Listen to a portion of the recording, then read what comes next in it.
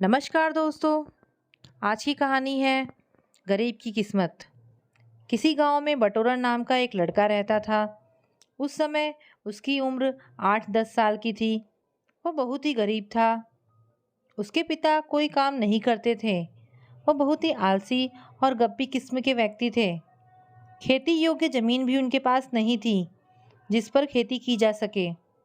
बटोरन का असली नाम बटोही था।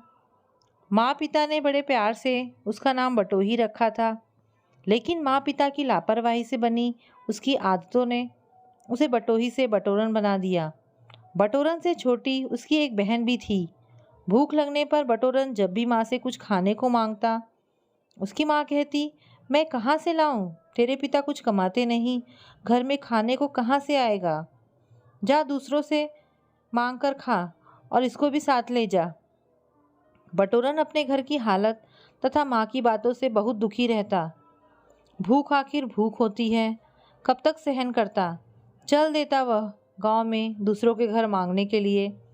पहले तो वह कुछ दिन सिर्फ अपने लिए खाना मांगता, मिलने पर वही खा लेता और अपनी छोटी बहन के लिए भी ले आता। लेकिन उसकी यह आदत धीरे धीरे बदलने लगी। उसकी माँ ने एक दिन कहा, बटोरन तू खाना मत लिया कर, किसी से चावल आटा या कुछ अनाज लाया कर, घर में पकाकर सभी खाएंगे। बटोरन को न चाहते हुए भी अपनी माँ की आज्ञा का पालन करना पड़ा।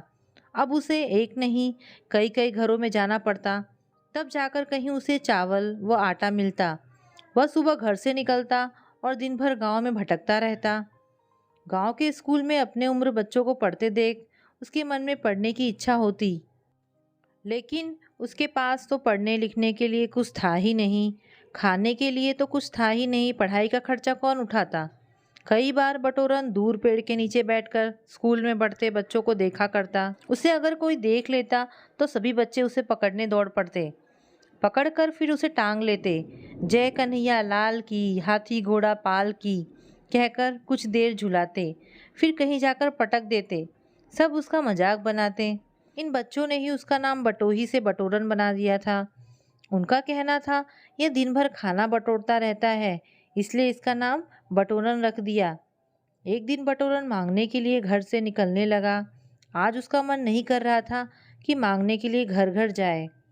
उसकी माँ ने देखा तो कहा, बटोरन घर के पिछवाड़े में सेम की फलियां लगी हैं, मैं इतनी फलियों का क्या करूँगी? ऐसा कर, उनमें से कुछ फलियां ले जा, किसी को दे देना। बटोरन ने सेम की फलियां तोड़ी, एक पोटली में बांध ली और चल पड़ा। वह सबसे पहले जिसके यहाँ गया, पोटली उसे दे दी। बोला, मेरी माँ ने दी है। वह महिला बहुत खुश हुई, यह सोचकर कि सब दिन तो बटोरन मांगने आ जाता है, लेकिन आज पहली बार कुछ लेकर आया है। उस दिन उस महिला ने बटोरन को अधिक देर बिना बिठाए ही अनाज लाकर दे दिया। बटोरन को बड़ा अजीब लगा। वैसे तो वह महिला इतनी जली कटी सुनाती थी, कितनी देर बैठाती थी, फिर कहीं जाकर थोड़ा सा अनाज देती थी। आज उसने बिना मांगे ही अनाज लाकर दे दिया। उस महिला का यह बदला रूप देखकर बटोरन को बहुत आश्चर्य के साथ साथ अच्छा भी लगा।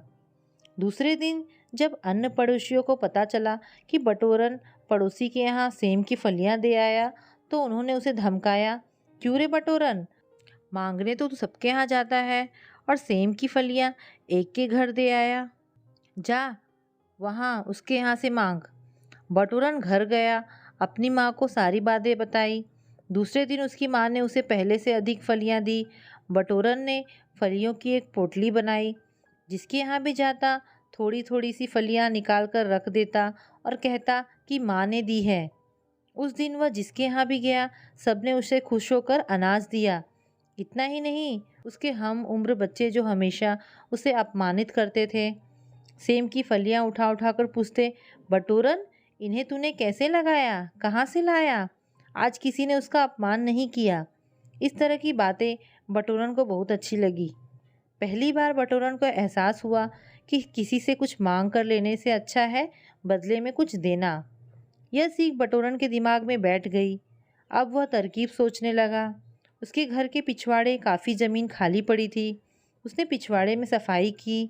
वहाँ उसने छोटे छोटे पौधे लगाए, टमाटर, खीरा, बैगन, घिया आदि। बटोरन ने कड़ी मेहनत की। उसे मेहनत करते देख उसकी माँ भी उसका साथ देने लगी। उसके पिता ने देखा तो वह भी काम करने लगे। अब बटोरन अकेला नहीं रहा।